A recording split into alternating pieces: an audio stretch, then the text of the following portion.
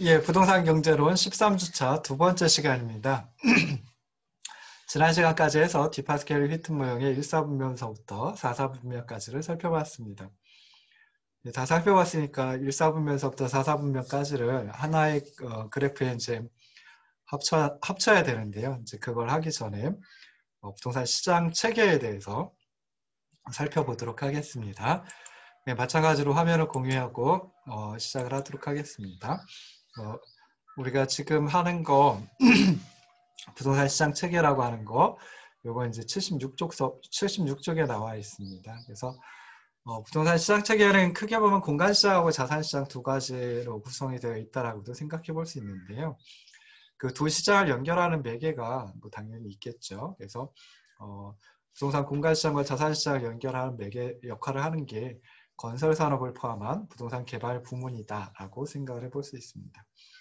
부동산 개발이라는 게 무엇이냐? 뭐 우리 다 잘 알고 있다시피 금융 및 물리적 자원을 동원해서 새로운 공간을 건설하는 부문이다라고 생각하시면 되고요. 좁게 얘기하면 건설 산업만 얘기를 할 수도 있고, 개발 계획을 좀 입안하는 것부터 시작하면 건설 산업뿐만이 아니라 다른 분야까지도 포함이 되죠. 그래서 부동산 개발 부문이라고 통칭을 했습니다. 그래서 부동산 개발 부문은 공간시장의 공급량을 증가시켜서 자산시장을 공간시장과 연계하는 역할을 수행한다라고 생각을 하시면 좋을 듯 싶습니다.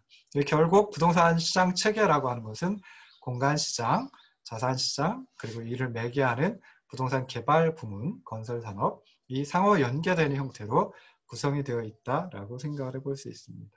그래서 부동산 시장 체계를 나타내주는 그림 뭐 이렇게 이제 한번 그려봤습니다. 그래서 이거는 뭐 사실 저기 뭐 교재에 나와 있기도 한데요. 다른 교재들까지 포함해가지고 제가 살펴보고 이제 그림을 조금 수정을 해봤는데요. 자, 1사분면에 이제 공간 시장의 균형을 갖다 나타내 준다라고 생각을 해볼 수 있겠죠. 그래서 이 공간 시장에서는 공간에 대한 수요 그리고 현재 물리적 공급 수준 이 둘에 의해서 임대료하고 그다음에 공간 점유 수준하고 이 두 가지가 결정이 된다라고 생각해 볼 수 있습니다. 근데 공간 시장에서 공간에 대한 수요는 지역 경제라든지 거시 경제 상황을 갖다 반영을 한다라고 생각을 해볼 수 있습니다. 그래서 이렇게 이제 지역 경제, 거시 경제를 반영한 공간 시장의 수요라고 하는 것이 공간 시장의 가격 역할을 하는 임대료에 영향을 미친다라고 하는 거 이제 생각을 해볼 수 있고요.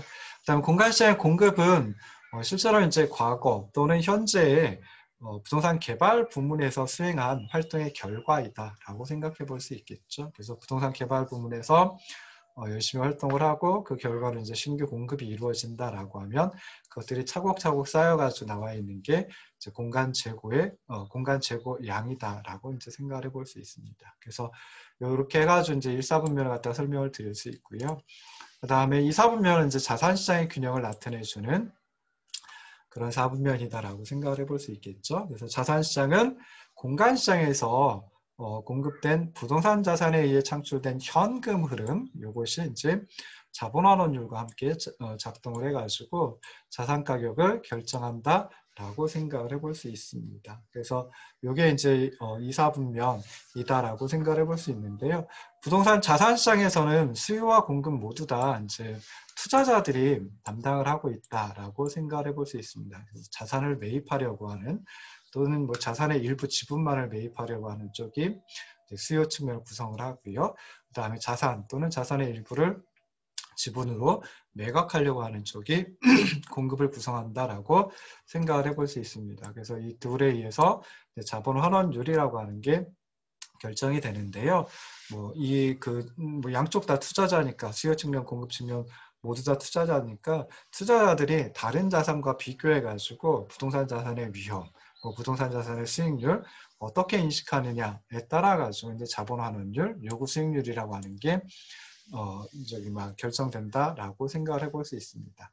그리고 또 생각해 볼 수 있는 게 이제 공간 시장에 대한 향후 전망, 미래라고 하는 게 또 자본 환원율에 영향을 미친다. 뭐라고 생각을 해볼 수도 있습니다. 그래서 이렇게 해가지고 공간 시장에서 창출된 현금 흐름 그리고 이제 자본 시장에서 요구 수익률로 나타나는 자본 환원율 요 두 가지 가지고 이제 자산시장에서 자산 가격이 결정이 된다. 그게 이제 2, 4분면을 의미하는 것이다라고 생각하시면 되고요. 이제 3, 4분면으로 넘어가 보면 3, 4분면에서 이제 신규 공급이라고 하는 게 이루어지죠. 근데 그때 역할을 하는 게 요 건설 산업을 포함한 부동산 개발 부문이다라고 생각을 해볼 수 있습니다. 그래서 뭐 예를 들어 가지고 건설 산업 또는 뭐 부동산 개발 부문에서는 이제 신규로 공급하는 비용이라고 하는 거 따져보겠죠. 그놈하고 요 2, 4분면에서 결정된 자산 가격하고 이 둘을 비교해 가지고 자산 가격이 신규 공급 비용보다 더 크다라고 하면 수익이 있다라는 거죠. 그럼 수익성이 존재하니까 이런 개발이 또는 이런 건설이 건축이 타당하다라고 이제 판단을 내리고 그러다 보면 이제 신규로 공급이 이루어지게 됩니다. 그래서 이게 이제 3, 4분면을 설명하는 부분이다라고 생각을 하시면 되고요. 이제 4, 4분면은 요 3, 4분면에서 신규 공급이 이루어지고 그 다음에 좀 전에 지난 시간 말씀드렸듯이 이제 감가상각에 따라 가지고 멸실이 이루어집니다. 그래서 그 둘에 따라 가지고 공간 재고가 증가를 하기도 하고 하는 거죠. 그래서 그게 이제 4, 4분면에서 좀 나타내 주는 것이다라고 생각을 해볼 수 있습니다. 참 이렇게 이제 부동산 시장 체계를 그림으로다가 이제 표현을 해봤는데요. 좀 복잡한 그림인 것 같기는 하지만 공간시장, 자산시장 그리고 건설산업을 포함한 부동산 개발 부문 세 가지로 나눠 가지고 이제 생각을 해보시고 그림을 좀 머릿속에 이렇게 좀 기억을 하시면 좋을 듯 싶습니다.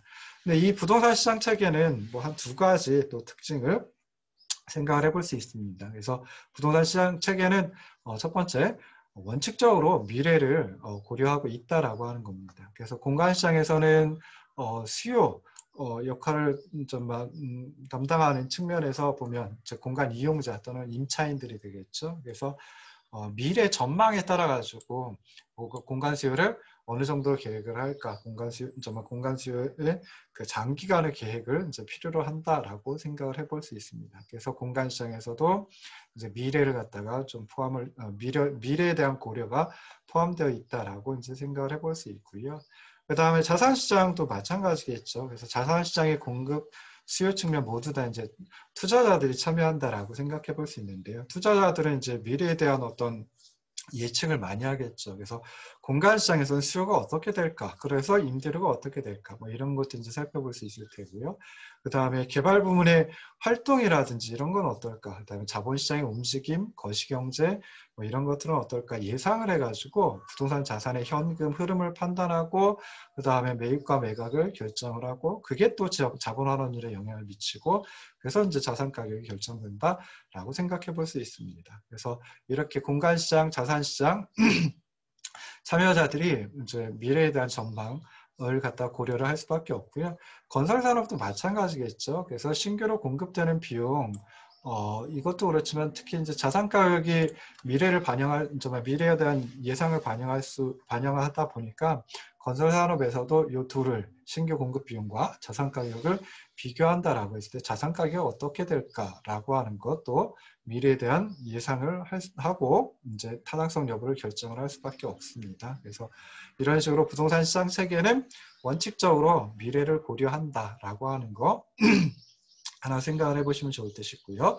두 번째는 부동산 시장 체계는 스스로를 조절해서 악순환에 빠져드는 것을 방지하는 역환류 장치가 있다라고 하는 겁니다. 그래서 네거티브 피드백 루프라고 이제 얘기를 하는데요. 피드백이라고 하는 걸 우리말로 보통 이제 환류라고 얘기를 합니다. 그래서 이렇게 한번 열심히 진행을 하다가 다시 이제 고려를 하는 거죠. 다시 이제 이런 의사결정이 맞는지, 이런 선택이 맞는지, 이런 행동이 맞는지 살펴보고 다시 앞으로 돌아가서 조정을 한다든지 하는 걸 이제 환류라고 피드백이라고 이제 얘기를 하죠. 그래서 이렇게 이제 그 피드백 루프에 빠지는 걸 방지해주는 그런 장치가 있다라고 하는 걸 부동산 시장 체계의 두 번째 특징으로 생각을 해볼 수 있습니다. 근데 부동산 시장 체계에서 가장 중요한 역환류 장치다라고 하면 자산시장에서 건설산업으로 넘어가는 것, 자산시장이 부동산 개발 부문으로 가는 금융자본의 흐름을 조절하는 것이다라고 생각을 해볼 수 있습니다.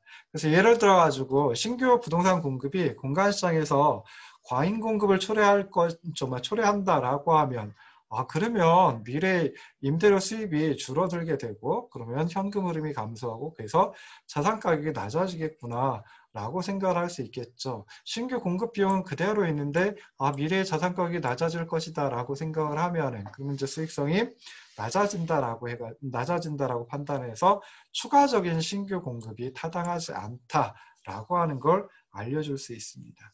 만약에 반대로 추가적인 신규 공급이 없는 상태에서 공간 수요가 공간 수요는 아까 지역 경제라든지 거시 경제를 반영한다라고 했는데 이런 것들에 따라 가지고 공간 수요가 증가한다라고 하면 그러면 공간 점유 수준, 임대료 이런 것들 상승하겠죠. 그래서 현금 흐름이 증가를 하게 될 테고요. 그러면은 아무래도 이제 자산 가격이 높아지게 됩니다. 그러면 신규 공급 비용과 자산 가격을 비교했을 때 수익성이 있으니까 이런 개발이 타당하다라고 생각을 해가지고 신규 공급을 촉진시킨다라고 생각을 해볼 수 있습니다. 그래서 결과적으로 이런 장치에서 공간 가격과 자산 가격, 즉 임대료와 자산 가격을 장기 균형 상태에 도달하게 만든다.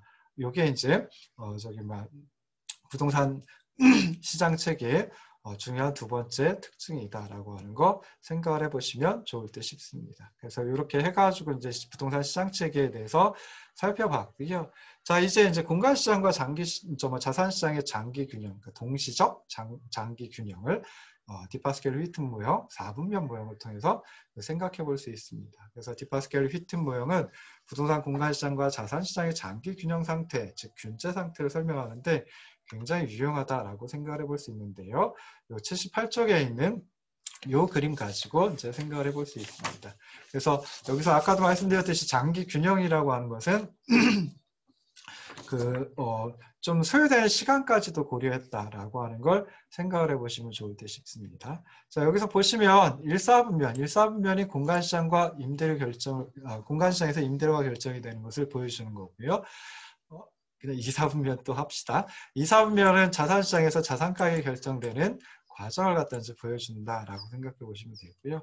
3사분면은 이제 자산시장을 마찬가지로 표현하긴 하는데 엄밀하게 얘기하면 부동산 개발 부문이 되겠죠. 그래서 여기서 이제 신규 공급이 어떻게 이루어지는지 살펴보는 것이고 4사분면은 다시 공간시장으로 넘어가서 재고 조정이 어떻게 이루어지는을 보여주는 4분면이다 라고 생각해 볼 수 있습니다. 그래서 여기서 1사분면하고 4사분면, 그러니까 종축을 축을 해가지고 오른쪽에 있는 1사분면과 4사분면은 공간시장을 나타내 준다 라고 생각하시면 되고요. 그 다음에 종축을 축을 해가지고 왼쪽에 있는 2사분면과 그리고 이제 3사분면 같으면은 자산시장을 나타내준다. 부동산 개발 부문까지 포함해서 자산시장을 나타내준다라고 생각을 하시면 좋을 듯 싶습니다. 그리고 또 이 횡축을 축을 해가지고 위쪽에 있는 1사분면하고 2사분면은 비교적 짧은 기간, 단기를 단기 일대이다라고 생각하시면 되고요.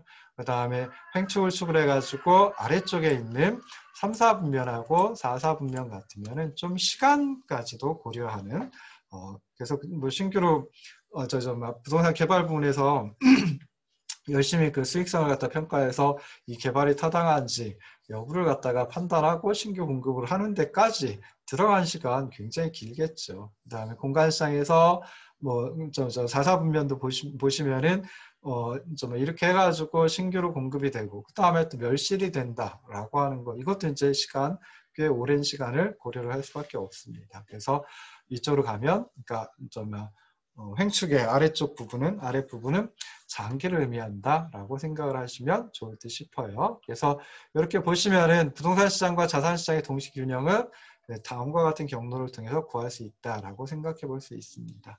그래서 1사분면에서는 1사분면을 보시면 자, 지역경제 변수가 변화가 없는 상태. 여기 지역경제 변수 2라고 했죠. 그래서 이게 변화가 없는 상태이다. 그러니까 쭉 유지가 되고 있다. 그대로 있다라고 하면 그때는 최초의 공간 제구가 S0로 주어져 있을 때 쭉 따라 올라가 DRE 곡선과 만나는 요점에 대응하는 자산가격 P0. 이게 R0로 돼 있네요.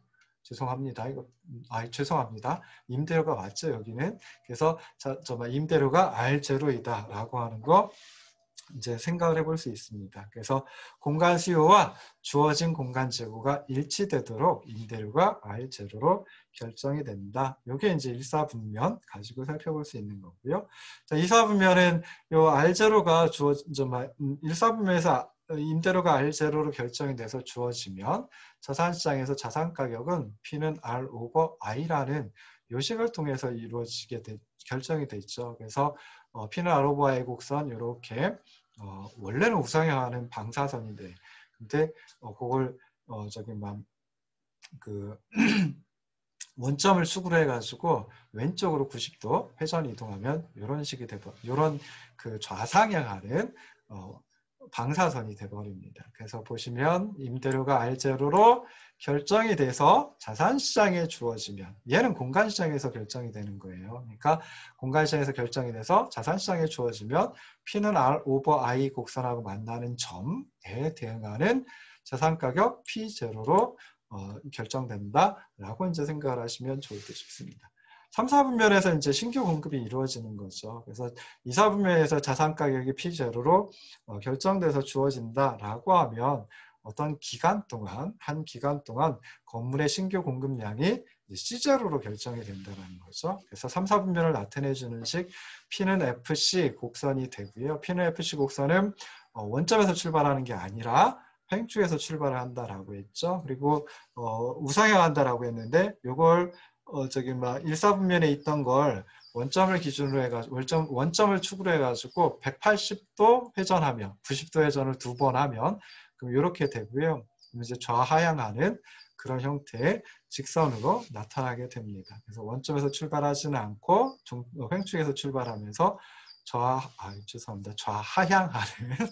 좌하향하는 이런 그 곡선으로 나타나게 되죠. 그래서 자산시장에서 자산가격이 P0로 결정돼서 주어진다라고 하면 이 P는 FC 곡선과 만나는 점에 대응하는 C0 이만큼이 바로 이제 신규 공급량이다 라고 이제 생각을 해볼 수 있습니다.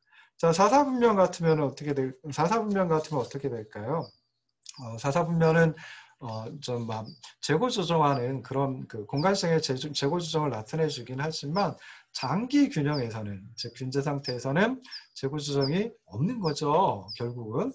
근데 어찌됐든 여기서는 신규 공급량이 C0로 주어지면 그때 S는 C 오버 D 곡선과 만나는 요점에 대응하는 S0가 그 균형 공간 재고이다라고 하는 걸로 이제 찾아낸다라고 생각을 해볼 수 있습니다. 그래서 1사분면하고 2사분면에서는 좀 단기에서 임대료와 자산가격이 어떻게 결정되는지 좀 단기적인 부분을 설명하고 있다라고 생각하시면 되고요.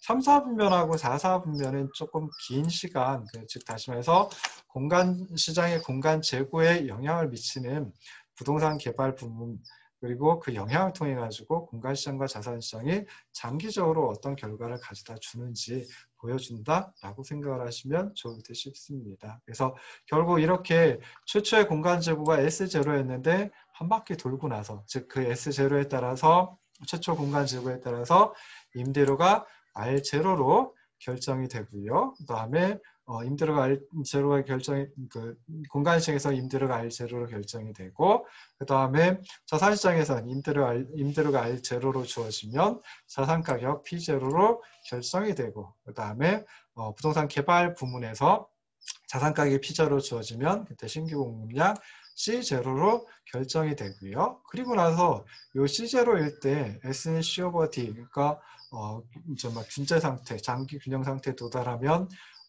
그 신규 공급량하고 그다음에 멸실되는 양하고 일치해야 되겠죠. 그래서 그 둘이 정확히 일치해가지고 균형 공간 재고가 다시 최초의 공간 재고 S0하고 똑같다. 일치한다라고 하면 그때 이렇게 쭉 계속 돌고 합니다. 그러니까 여기서 벗어나질 않아요. 그래서 균형 상태라고 얘기를 한다라고 생각을 하시면 좋을 듯 싶습니다. 자, 그런데 실제로는 이렇게 한 번에 화살표가 박스를 이루는 이런 형태가 되지는 않겠죠. 한 번에 이렇게 도달을 하지는 않겠죠. 장기 균형 상태에 한 번에 도달하지는 않을 거예요. 그래서 이게 돌고 하다가 결국 언젠가는 이렇게 네모 박스를 네모 상자를 이루면서 이렇게 돌게 될 텐데 그 상태가 이제 균제 상태, 장기 균형 상태이다. 라고 생각을 하시면 좋을 듯 싶습니다. 이 사각형 찾아내는 거 쉽지 않아요.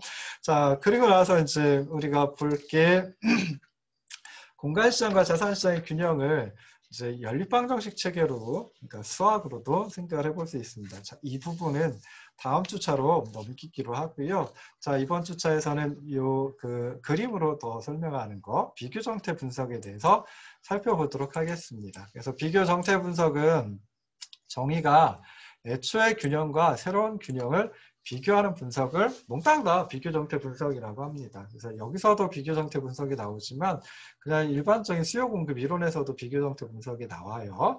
그래서 이제 비교 정태 분석은 정지에 있는 두 상태를 갖다가 분석한다. 그러니까 두 정태를 비교하는 게 이제 비교 정태 분석이다라고 생각을 하시면 좋을 듯 싶습니다.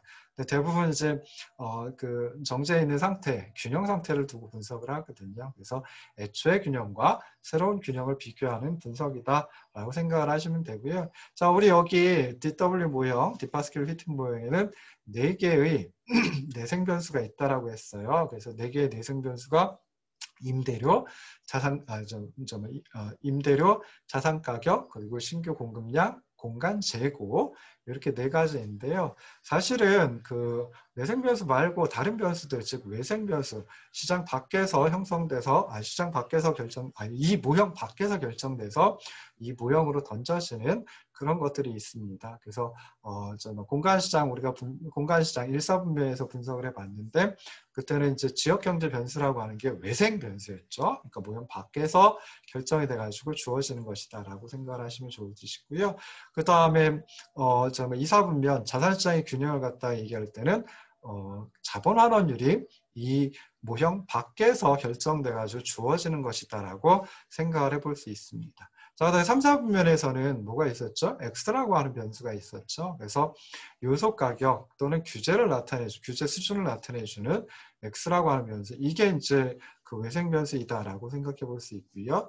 4, 4분면에서도 외생 변수가 하나 있죠. 뭐가 있냐면은 감가상각률이라고 하는 것입니다. 그래서 그 각각의 외생 변수, 처음에 지역 경제 변수, 그다음에 자본 환원율, 그리고 요소 가격이나 규제의 수준, 그리고 감가상각률 이런 것들 외생 변수라고 얘기를 하는데 그 외생 변수가 당연히 변화할 수 있습니다.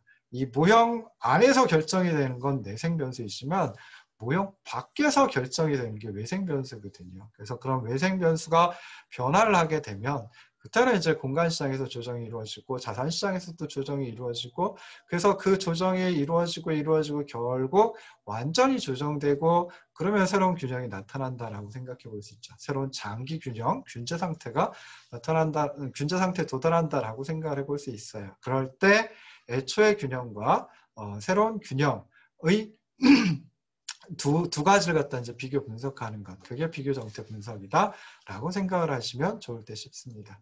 처음에 나오는 건 이제 지역 경제 변수가 변화하는 것인데요. 지역 경제 변수는 보통 이제 그 지역의 고용 수준, 소득 수준, 뭐 가구 수, 인구 수 뭐 이런 것들이거든요. 그래서 고용, 소득, 가구 수의 증가로 인해서 공간 서비스에 대한 수요가 증가하는 경우. 그러니까 지역 경제 변수는 공간 수요량에 영향을 미치거든요. 그래서 이렇게 고용, 소득, 가구 수의 증가로 인해서 공간 서비스에 대한 수요가 증가하는 경우, 그럴 때는 어떻게 될까 살펴보면요. 자, 그림에서 보시면 지역 경제 변수가 증가하는 거죠. 증가하는 거니까 이제 DRE 곡선이 오른쪽으로 이동한다. 즉 공간 재고와 임대료의 관계를 공간시장에서 공간 재고와 임대료의 관계를 나타내주는 죄송합니다. 그 관계를 나타내주는 DRE 공간 수요 곡선이 오른쪽으로 이동한다라고 생각을 하시면 돼요. 자, 그러면은 애초의 균형은 어떤 거였냐면 여기서 균형 임대료는 R제로, 그다음에 균형 자산 가격 P제로, 균형 그 신규 공급량 C제로, 그다음에 균형 공간 재고 S제로였어요. 앞으로 균형자 뺄게요. 다 균형 들어가니까. 자, 이렇게 됐는데 근데 DRE 곡선이 오른쪽으로 이동한다라고 하면 처음에 여기서부터 시작하겠죠. 공간시장서부터 시작하겠죠. 그래서 공간시장의 최초 공간재고 S0에 대응하는 임대료가 여기서 쭉 따라 올라가 새로운 공간수요 곡선 DRE 프라임 하고 만난 요점에 대응하는 임대료. 어떻게 되겠어요? 임대료 수준이 높아진다. 균형 임대료, 정말 임대료 수준이 높아진다라고 생각해 볼 수 있죠. 임대료가 높아지면 쭉 따라가가지고 P는 R 오버 I 곡선과 만나는 점에 대응하는 자산가격이 이제 P0가 아니라 P0보다 더 높아지게 됩니다. 그리고 또 마찬가지로 균형자 빼야죠. 신규 공급량도 어떻게 되느냐? 더 높아지고요. 그 다음에 또 공간 재고가 어떻게 되느냐? 더 커져요. 공간 재고가 커지고 난 다음에는 그 다음에 또 쭉 따라 올라가 DRE 프라임 곡선 요점과 만나는 점에 요 곡선과 만나는 점에 해당하는 거 이제는 R0보다 임대료가 더 낮아져요. 그래서 이렇게 돌고 하다 보면은 결국 이렇게 이제 네모상자가 새로운 네모상자, 점선으로 된 네모상자 이렇게 계속 돌게 되거든요. 그래서 이게 이제 새로운 균형이다라고 생각해 볼 수 있습니다. 그래서 첫 번째 움직이는 방향 어떻게 되겠어요? 여기서 지역경제 변수가 변화하면 어디에 영향을 미쳐요? 일사분면에 영향을 미쳐요. 부동산 공간시장에 영향을 미쳐요. 그거 생각하셔야 되고요. 그 다음에는 첫 번째 움직이는 방향이 궁극적으로 움직이는 방향, 궁극적으로 변화하는 방향하고 동일하다라고 하는 거, 이 두 가지를 갖다가 꼭 기억하시기 바랍니다. 그래서 여기서는 지역경제 변수가 변화하기 때문에 일사분면 부동산 공간시장에 영향을 미치고요. 그래서 임대료가 어떻게 돼요? 주어진 공간 재고 S0에 대해서 임대료가 처음에는 높아집니다. 그리고 자산가격 높아지고요. 2, 4분면에서 3, 4분면에서 신규 공급량 커지고 4, 4분면에서 공간 재고 늘어납니다. 이게 궁극적인 변화 방향하고 마찬가지가 돼요. 그래서 새로운 균형하고 애초의 균형하고 비교해보면 임대료, 자산가격, 신규 공급량, 공간 재고 모두 다 늘어난다, 다 커진다라고 하는 걸 생각해 볼 수 있습니다. 그래서 보시면 임대료는 R0에서 R1으로 상승하고 자산가격은 P0에서 P1으로 상승하고 신규 공급량은 C0에서 C1으로 증가하고 그 다음에 균형 공간 재고는 S0에서 S1으로 증가한다. 이게 결과가 돼요. 그래서 꼭 기억하셔야 될 거, 뭘 기억하셔야 되느냐?